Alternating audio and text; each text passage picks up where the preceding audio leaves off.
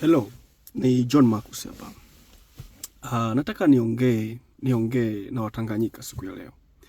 Ninafikiri kwa mtazamo wangu, sisi Watanganyika hatumtendei haki Tundu Lissu. Tundu Antipas Lissu. Hatumtendei haki. Kwa nini nasema hivyo?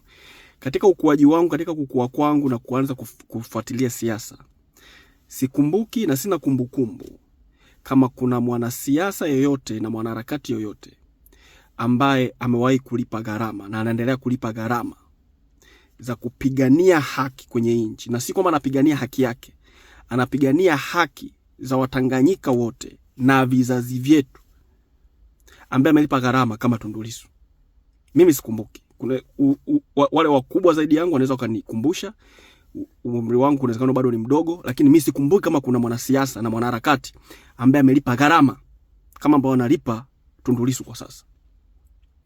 Kuna uwezekano kuna marehemu mchungaji Mtikila alilipa gharama, funguliwa kesi nyingi sana, ila sikumbuki kama kuna wakati alishakaa jela zaidi ya mwaka mzima mchungaji Mtikila. Kwa wale ambao wana kumbukumbu wanaweza kunikumbusha. Watanganyika hatumtendei haki Tundu Antipas Lissu. Mungu ametupa huyu mtu kama zawadi. Ni zawadi hii. Lakini hatuitendei haki. Tumeshindwa kuipokea na kuitetea na kuilinda. Tumeshindwa. Huyu mtu tunajua kabisa anasingiziwa kesi. Tunajua hii kesi ni ya kisiasa. Tunajua dikteta Samia anamuogopa Tundu Lissu kuwa nje. Tunajua kabisa.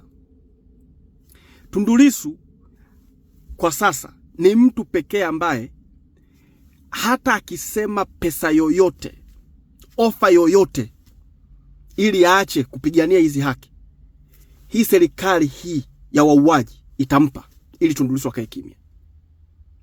Lakini Tundu Lissu amechagua kukaa jela kuliko kupigia magoti wa kina Samia. Amechagua kukaa jela kuliko kuramba miguu ya kina Samia. Amechagua kulipa gharama kuliko kuwapigia magoti hawa wauaji. Amechagua kukaa jela kuliko kuidharau na kuidogosha damu za ndugu zetu zilizomwagwa.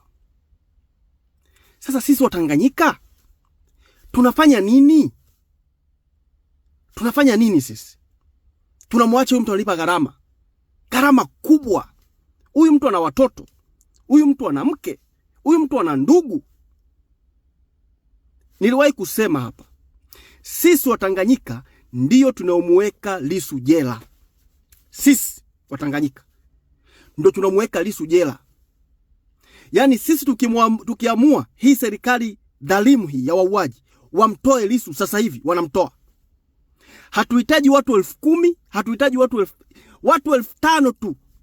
10,000, 50,000 wakiamua kuandamana Dar es Salaam wasema Lissu watoke, tunaenda Ukonga kumtoa Lissu. Lissu anatolewa. Wanamtoa Lissu haraka sana. Tunafanya nini? Mbona huyu mtu analipa gharama kubwa sana asio stahili?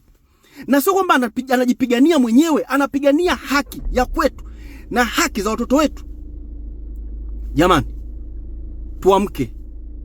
Tuamke. Tuamke Watanganyika. Mungu atuamshe kwenye usingizi mzito. Huyu mtu analipa gharama kubwa sana asio stahili. Na sisi tumekaa tu kimya. We are all back. Tunamwacha afe peke yake. Shukrani sana.